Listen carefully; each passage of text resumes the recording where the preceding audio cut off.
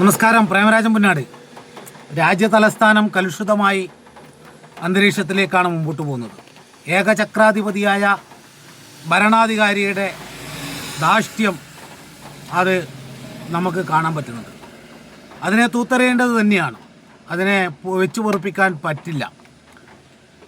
ഇന്നലെ നരേന്ദ്രമോദിയുടെ വീട്ടിൻ്റെ പടിക്കൽ സമരം ചെയ്ത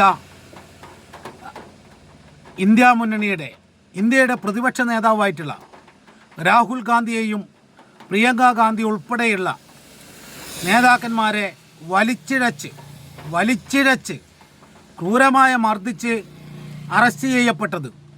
അതിൽ ഇടതുപക്ഷ നേതാക്കന്മാർ, ഇനി രാഹുൽ ഗാന്ധിൻ്റെ പേര് പറഞ്ഞുകൊണ്ട് MA ബേബീൻ്റെ പേര്, ജോൺ ബ്രിട്ടാസ്, ശിവദാസൻ ഉൾപ്പെടെയുള്ള ആളുകൾ സമരത്തിന് പങ്കെടുത്തിട്ടുണ്ട്. രാഹുൽ ഗാന്ധി ആരാ?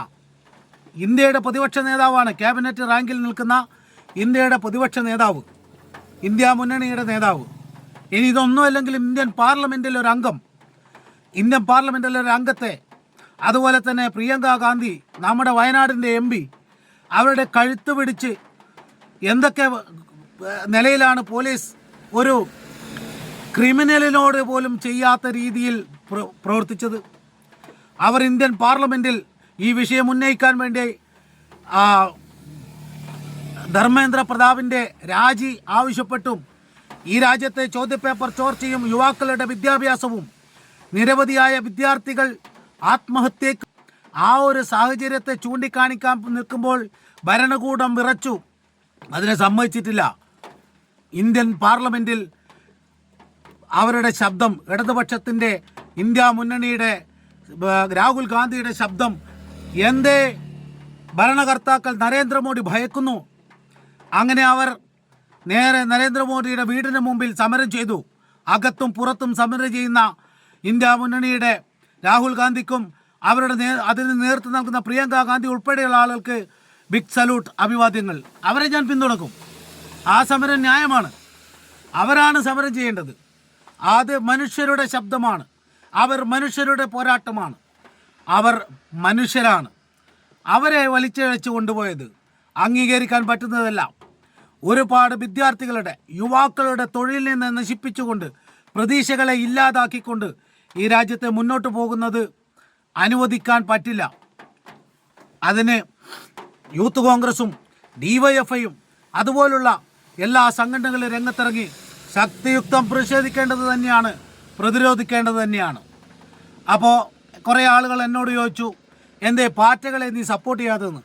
പാർട്ടികളെ ഞാൻ സപ്പോർട്ട് ചെയ്യില്ല. പാർട്ടികളെ എനിക്ക് എന്നും എതിരാണ്. കാരണം അത് പാർട്ടികളാണ്. മനുഷ്യനും പാർട്ടിയും തമ്മിൽ വലിയ വ്യത്യാസമുണ്ട്. പാർട്ടികൾക്ക് ആയുർദൈർഘ്യം കുറവാണ്, മനുഷ്യന് ആയുർദൈർഘ്യം കൂടുതലാണ്. പാർട്ടികൾക്ക് ഒരു ദിവസത്തെ ആയുസേ ഉള്ളൂ.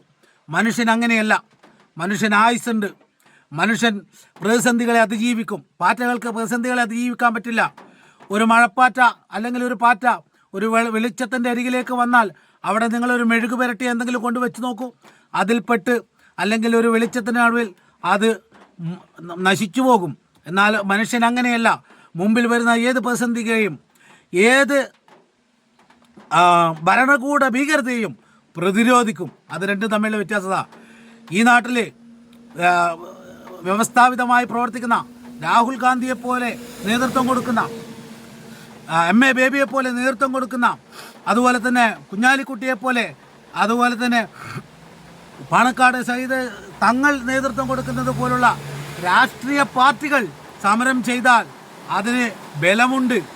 അല്ലാതെ നാഥനില്ലാത്ത ഒരു ആൾ അമേരിക്കയിൽ നിന്ന് അമേരിക്ക തൊഴിലുള്ളൊരുത്തനാ, ഓനാ ഇന്ത്യയിൽ വന്നിട്ട് തൊഴിലുണ്ടാക്കാൻ വേണ്ടിയിട്ട് സമരം ചെയ്തു എന്ന് പറയുമ്പോൾ, അപ്പോൾ അത് അവരുടെ വിഷയമാകട്ടെ.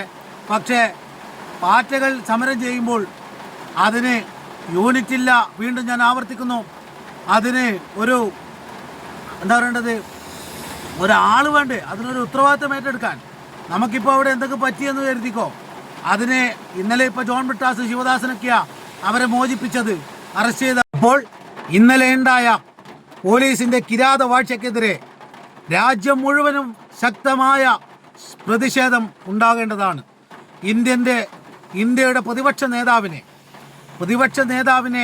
വലിച്ചിഴച്ച് ഒരു പ്രതിപക്ഷ ബഹുമാനവുമില്ലാതെ ഒരു മനുഷ്യത്വം കാണിക്കാതെ വയനാടിൻ്റെ MP-യെ ഒരു ദയം ഒരു സ്ത്രീ എന്ന പരിഗണന പോലും കാണിക്കാതെ ക്രൂരമായ നിലയിൽ വലിച്ചഴച്ചതിൽ അതിശക്തമായി പ്രതിഷേധിക്കേണ്ടതുണ്ട്. ഈ രാജ്യത്തിൻ്റെ വ്യവസ്ഥിതി മാറണം. ഈ രാജ്യത്തിൻ്റെ ചരിത്രത്തെ മാറ്റാൻ ശ്രമിക്കുന്ന, ഈ രാജ്യത്തിൻ്റെ വിദ്യാഭ്യാസ സംവിധാനങ്ങളെ തകർക്കാൻ ശ്രമിക്കുന്ന, ഈ രാജ്യത്തെ യുവാക്കളുടെ തൊഴിലിനെയും യുവാക്കളുടെ പ്രതീക്ഷയും തകർക്കാൻ ശ്രമിക്കുന്ന ആ ഭരണകൂടത്തെ താഴെയിറക്കാൻ അത്യുജ്വലമായ സമരം ഉയർന്നു വരേണ്ടതുണ്ട്. ആ സമരത്തിന് മുന്നണി പോരാളിയായി നിൽക്കുന്ന ആ ഇന്ത്യ മുന്നണിയുടെ നേതാക്കന്മാർക്ക് 1000 അഭിവാദ്യങ്ങൾ, എല്ലാ പിന്തുണയും.